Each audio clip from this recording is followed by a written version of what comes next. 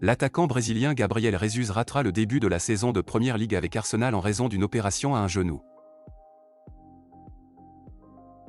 Thomas Tuchel souhaite ajouter de l'agressivité et de l'impact au milieu de terrain et il a identifié Aurélien Tchouaméni comme sa priorité. Cependant, le Real Madrid ne semble pas enclin à le vendre, bien que Tchouaméni soit également courtisé par Liverpool.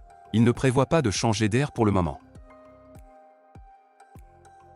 Le défenseur central Tchaleta Sarr rejoint l'Olympique lyonnais en provenance de Southampton à l'occasion de ce mercato d'été. Le club rhodanien a officialisé le recrutement de l'ancien Marseillais, qui débarque dans le cadre d'un prêt, avec option d'achat, pour la saison 2023 à 2024.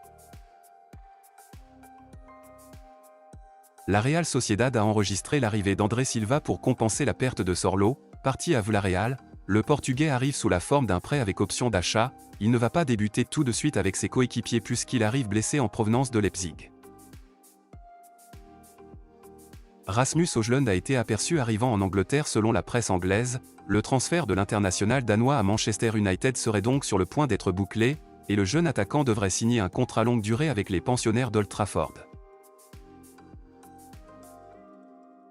Considéré comme un jeune talent prometteur, le défenseur central Levi Colwill va poursuivre son aventure sous les couleurs de Chelsea, intégré au sein de l'effectif londonien par l'entraîneur Mauricio Pochettino pour la saison 2023 à 2024. L'Anglais a officiellement prolongé son contrat jusqu'en juin 2029, avec une année supplémentaire en option.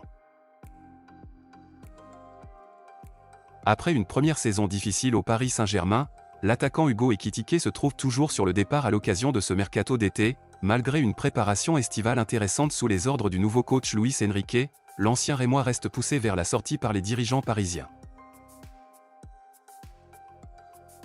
Ousmane Dembélé s'est envolé pour Paris, comme l'ont montré les médias espagnols, et selon RMC Sport, un accord total a été trouvé entre le joueur et le club parisien, et les derniers détails du transfert ont été réglés avec le FC Barcelone. Le montant de l'opération s'élève à 50 millions d'euros, dont la moitié, soit 25 millions d'euros qui ira directement au FC Barcelone.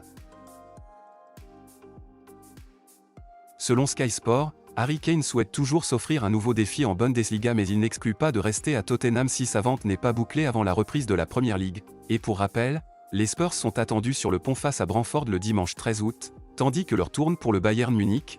La situation ne profite pas non plus au club londonien qui risque de voir partir son buteur gratuitement l'été prochain. Le PSG a mis à jour son site internet ce mercredi, et selon les observations des médias espagnols, le partenaire de Neymar ne figure pas sur la bannière qui met en lumière les têtes de gondole du projet.